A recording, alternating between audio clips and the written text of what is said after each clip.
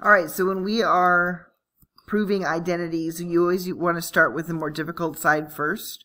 So this looks more difficult, and one of the strategies that we use is turning everything into terms of sine and cosine.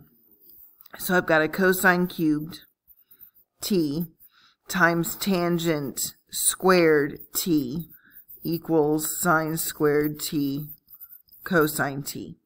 So I brought my cotangent squared up top by flipping it. So the reciprocal of cotangent is tangent, so that's where that came from.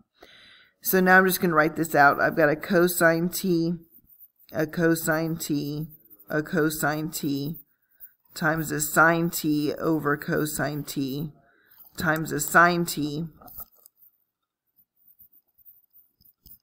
over cosine t, and that's supposed to equal sine squared t cosine t. Well, this cosine and this cosine reduce. Okay? This cosine and this cosine reduce. So that leaves me with, it's going to be a little bit crooked here. That leaves me with a sine squared t cosine t. So looking at that, we now have sine squared t cosine t equals sine squared t cosine t. So again, we're going to start with the more difficult side first. So we've got 1 minus sine theta cosine theta tangent theta equals cosine squared theta. And I'm going to start my strategy by writing everything in terms of sine and cosine. So that gives me 1 minus sine theta cosine theta. Tangent is the same thing as sine over cosine equals cosine squared theta. So my cosines reduce, and that leaves me with 1 minus sine squared theta equals cosine squared theta. And by a Pythagorean identity, we have the fact, identity, that cosine squared theta equals cosine squared theta. Okay, so when we look at this one, this is the more complicated side. So we're going to start with this one. And I'm going to go ahead and FOIL this out. So these are alphas. So I've got 1 times 1 is 1 minus secant alpha plus cosine alpha minus cosine alpha secant alpha. And that's supposed to equal negative sine alpha tangent alpha. Okay, so looking at this, remember that cosine and secant are reciprocals, so these are going to cancel out. So that gives me 1 minus secant alpha plus cosine alpha minus cosine alpha 1 over cosine alpha equals negative sine alpha tangent alpha. So that's where these cancel. So that leaves me with a 1. So I've got this one minus this one gives me 0. So I'm left with negative secant alpha plus cosine alpha equals negative sine alpha tangent alpha. Okay? So what do I do now? Well, remember that this is a fraction. That's the same thing as negative 1 over cosine alpha. So we're trying to change an addition problem into a multiplication problem.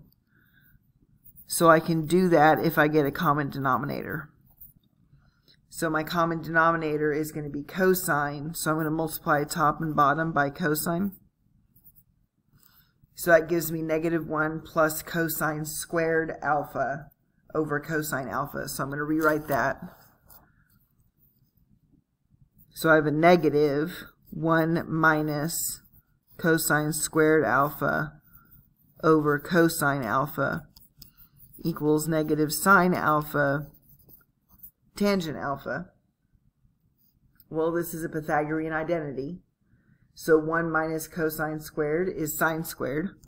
So I have negative sine squared alpha equals negative sine alpha tangent alpha.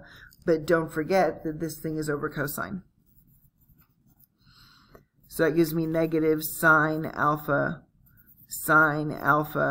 over cosine alpha equals negative sine alpha tangent alpha. Okay. So negative sine alpha, well, this turns into tangent, which I'm not going to rewrite because I just ran out of paper. But that part right there turns into tangent, so I have my negative sine alpha tangent alpha, and that equals that. All right, so we're going to start with this one, and I'm going to rewrite these in terms of sines and cosines. So this gives me 1 plus sine theta over cosine theta over 1 plus cosine theta over sine theta. So now what can I do? Oh, I'm trying to get this equal to tangent so I can get common denominators. Okay, so if I want to turn addition subtraction into multiplication, I'm going to use common denominators.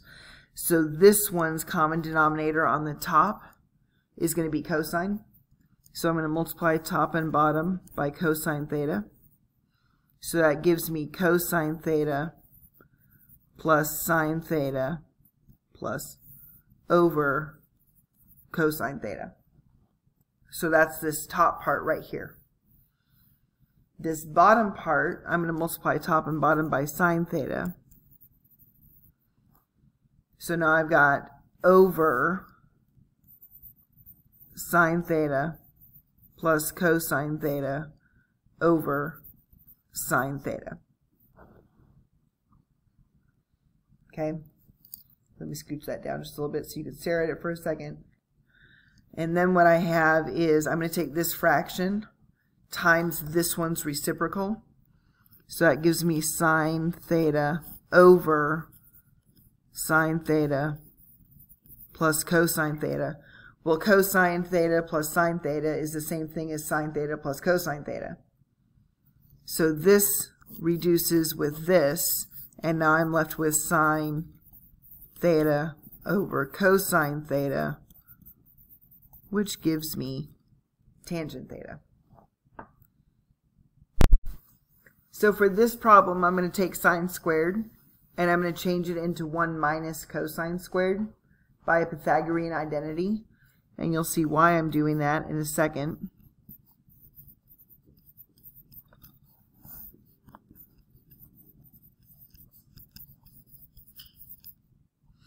Okay. So this is now the difference of two squares. So that gives me 1 minus, and I'm going to have a 1 plus cosine theta times a 1 minus cosine theta over a 1 plus cosine theta equals cosine theta. Well, any number divided by itself is 1. So that leaves me with, be careful with this negative sign. When you distribute it, this one will turn negative and this cosine will turn positive. So that gives me 1 minus 1 plus cosine theta equals cosine theta, because 1 minus 1 is 0. Okay, so for this one, the more complicated side is on the right, so I'm going to rewrite this as cosecant theta minus 1 over cosecant theta plus 1 equals 1 minus sine theta over 1 plus sine theta. So I'm going to just flip-flop the sides that they're on, so that way I can concentrate on this one being matched to this one. So remember, one of your first strategies is to rewrite in terms of sine and cosine. So cosecant is the same thing as 1 over sine theta minus 1 over 1 over sine theta plus 1, and I'm trying to get that equal to 1 minus sine theta over 1 plus sine theta. Okay, so what's something else I know how to do? Well, I can get a common denominator. So I'm going to multiply top and bottom by sine theta. So that gives me 1 minus sine theta over sine theta. And that right here is your common denominator, which comes to here. This one needs a common denominator, so I'm going to multiply top and bottom by sine theta. So over 1 plus sine theta over sine theta.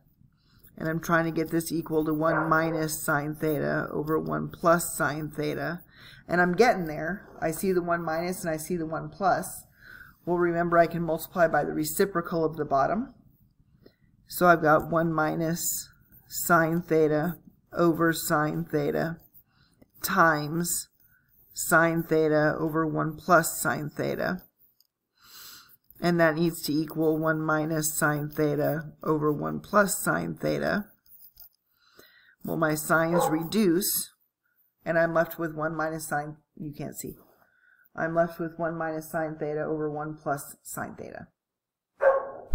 So with that being said, I've done 6 of them out of 8.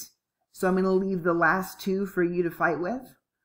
Remember, one of your strategies is to work with the more difficult side first, and your other strategy is to get everything in terms of sine and cosine, and then see about getting common denominators.